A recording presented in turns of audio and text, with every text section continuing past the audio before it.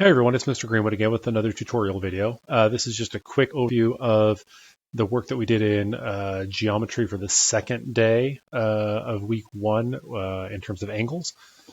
So here's the three types of angles we talked about. We talked about acute angles, which are angles whose measurements are less than 90 degrees.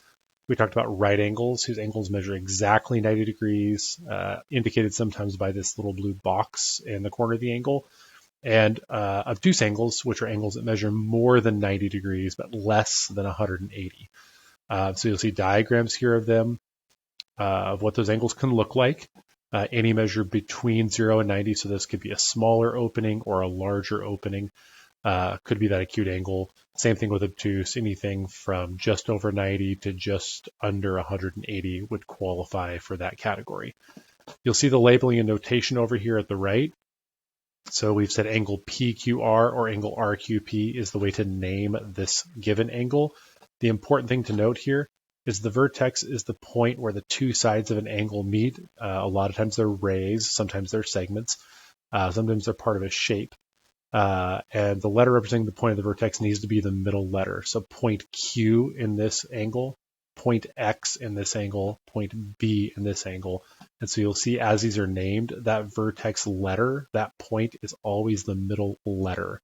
Another way you can think about it is trace with your finger or trace with your cursor. So angle PQR goes through P, to Q, turns, and then goes towards R. Or conversely, point R to Q up to point P.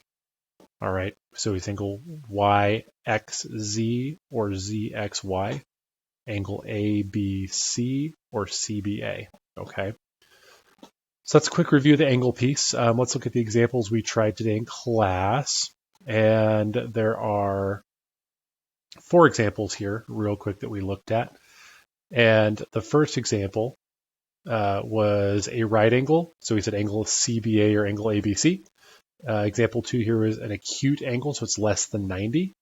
Angle 3 is also an acute angle, and example 4 was a line segment KL, or we could do it LK.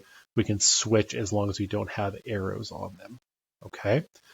Well, there you go. That's it. That's a rundown of everything we hit today in class in case you need to see it again. And don't forget to do that homework I assigned, and we'll see you in the next video. Have a good one.